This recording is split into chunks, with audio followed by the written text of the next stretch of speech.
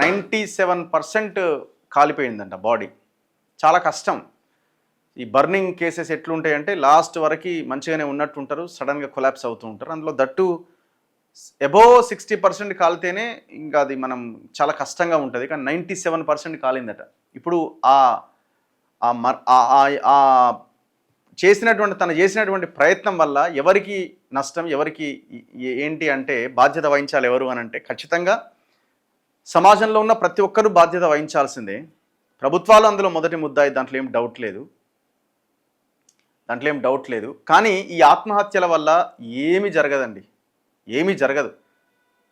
వాళ్ళు ప్రభుత్వంలో ఉన్న వాళ్ళకి రాజకీయంగా ఇబ్బంది జరుగుతుంది అని భావించినప్పుడు మాత్రమే నిర్ణయాలు తీసుకుంటారు.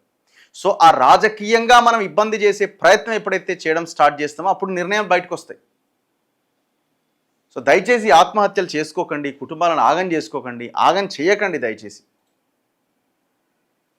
ఏమి జరగదు మీ చావు వల్ల.